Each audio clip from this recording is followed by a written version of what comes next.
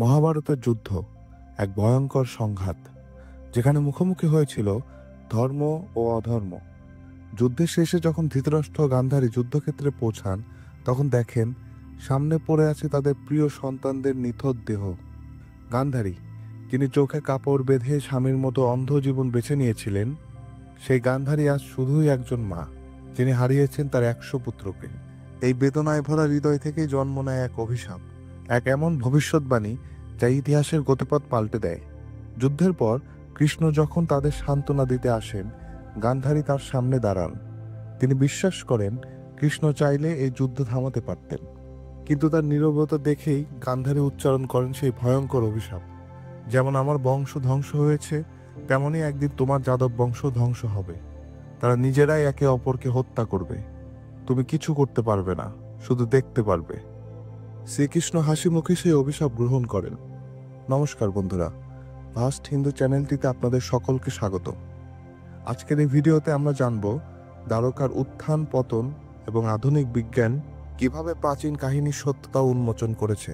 ভিডিওটি সম্পূর্ণ দেখুন এবং ইতিহাস ও পুরাণের মেলবন্ধন আবিষ্কার করুন এক নতুন দৃষ্টিভঙ্গিতে।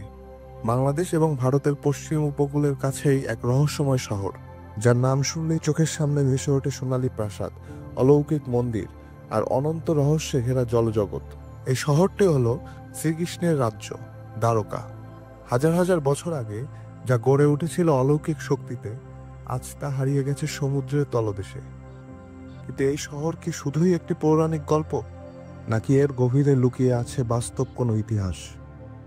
দ্বারকা নগরীর কথা আমরা পাই মহাভারত, ভাগবত পুরাণ এবং বায়ু পুরাণে।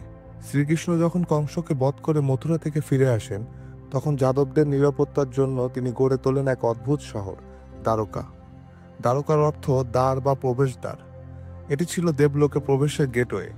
এই শহর তৈরি হয়েছিল সমুদ্রের মাঝে, ভাসমান নগরীর মতো।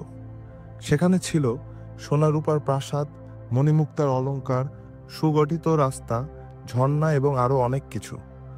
ভাগবত পুরাণে বলা হয়েছে, দ্বারকা নগরীতে নৌকায় বসে লোকেরা নিজেদের ঘরে যেত। এ যেন আজকের দিনে ভেনিস শহরের মতো, তবে আরও বেশি অলৌকিক ও আধ্যাত্মিক।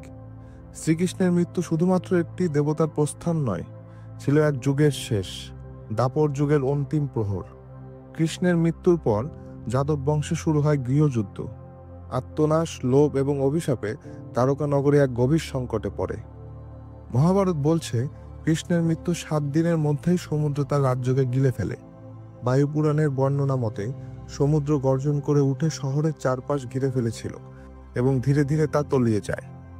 এই ঘটনা কি শুধুই একটি পৌরাণিক নিদর্শন, নাকি এর পেছনে রয়েছে কোনো ভূতাত্ত্বিক বা পরিবেশগত কারণ? 1983 সালে এএসআই অর্থাৎ আর্কিওলজিক্যাল সার্ভে অফ ইন্ডিয়া এর মেরিন আর্কিওলজিক্যাল ইউনিট শুরু করে এক যুগান্তকারী গবেষণা এলাকা ছিল গুজরাটের সমুদ্র উপকূল, দ্বারকার আধুনিক শহরের কাছাকাছি। প্রধান গবেষক ছিলেন ডক্টর এস.আর. রাও। তাদের অনুসন্ধানে পাওয়া গেল 30 মিটার সমুদ্রের নিচে পাথরের তৈরি রাস্তা, বিভিন্ন প্রাচীন নগরের নিদর্শন, ঘরের ভিত্তি, জলাধার, প্রাচীন কুয়া, পোড়ামাটির কলস ও মূর্তি। কার্বন ডেটিংয়ে প্রমাণিত হয় এই ধ্বংসাবশেষের বয়স প্রায় 5000 বছর। তাহলে প্রশ্ন ওঠে, এই ধ্বংসাবশেষ কি সত্যিই শ্রীকৃষ্ণের দ্বারকা নগরীর, নাকি এটি অন্য কোনো হারানো সভ্যতা? ইতিহাসবিদদের মতে, ভারতীয় পুরাণ এত নিখুঁতভাবে একটি শহরের বর্ণনা দিয়েছে যা আজ বাস্তবের সঙ্গে মিলে যাচ্ছে। বিশ্বের আর কোনো ধর্মগ্রন্থে এমন নির্ভুল ভৌগোলিক ও সামাজিক বিবরণ নেই। অনেক গবেষকের মতে, দ্বারকা ছিল ভারতীয় সভ্যতার এক মর্যাদাপূর্ণ বন্দর শহর, যা সময়ের সাথে হারিয়ে গেছে। আজকের দ্বারকা শহর গুজরাটের একটি প্রসিদ্ধ তীর্থস্থান। এখানে রয়েছে বিখ্যাত দ্বারকাধীশ মন্দির, যেখানে হাজার হাজার ভক্ত শ্রীকৃষ্ণকে শ্রদ্ধা জানাতে আসেন। মন্দিরটি তৈরি হয়েছে সেই জায়গার উপর, যেটি অনেকের মতে প্রাচীন দ্বারকার অংশ। আশেপাশে রয়েছে বেদ দ্বারকা, সোমনাথ, গোমতী নদী। পর্যটকদের কাছে এটি কেবল এক ধর্মীয় স্থান নয়, বরং এক ইতিহাসের সাক্ষী। দ্বারকা নিয়ে গবেষণা এখনও চলছে। নতুন প্রযুক্তি যেমন সোনার ম্যাপিং, সাবমেরিন ড্রোনস এই শহরের নতুন নতুন অংশ আবিষ্কার করছে। গবেষকরা বলেছেন 10% এর কম অঞ্চল এখনও উদ্ধার করা গেছে।